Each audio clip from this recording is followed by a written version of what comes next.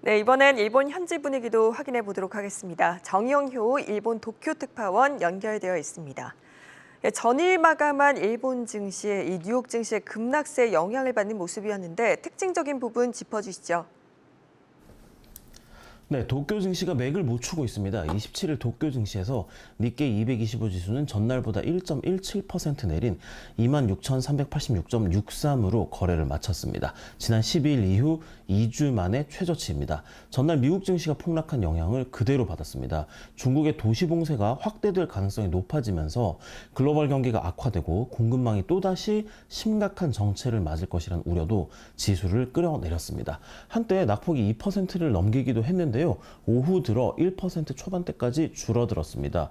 중국 상하이 증시와 홍콩 증시가 예상보다 선전하면서 도쿄 증시도 영향을 받았다는 분석입니다.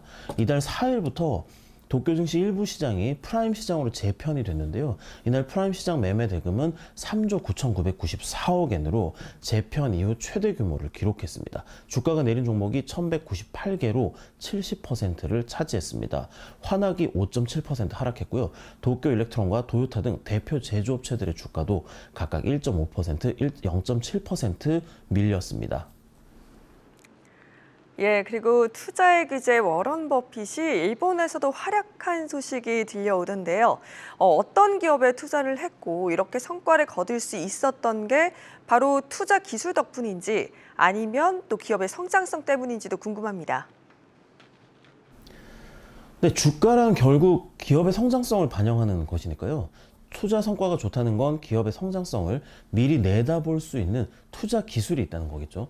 투자의 귀재에 워렌 버핏이 바로 대표적인 인물일 것 같습니다. 세계 주식시장이 코로나19의 충격으로 휘청이던 2020년 8월 31일 버핏은 자신의 회사인 버크셔 해서웨를 통해서 일본 5대 종합상사 지분을 5% 이상 사들였다고 발표했습니다. 당시 투자 금액이 6,700억 엔, 우리 돈으로 6조 6천억 원이었는데요. 현재 평가 금액은 1조 1,500억 엔입니다. 1년 8개월 만에 2배 가까이 벌어들인 셈입니다. 5대 종합상사인 마루베니의 경우에 563억 엔을 투자해서 현재 665억 엔을 벌어들인 것으로 나타났습니다. 워렌 버핏은 전체 투자 자산의 85%를 미국 주식에 투자하는 미국 마니아인데요. 일본 상장사 투자는 이번이 처음이었습니다. 이번 투자가 특히 역시 버핏이라는 평을 받는 것은 이 투자할 때가 자원주, 일본 종합상사가 철저히 외면받던 때이기 때문입니다. ESG 경영과 ESG 투자가 대세로 자리 잡을 때였으니까요. 이 때문에 투자 당시만 해도 시장의 반응은 아니 버핏이 도대체 왜? 하는 분위기였는데요.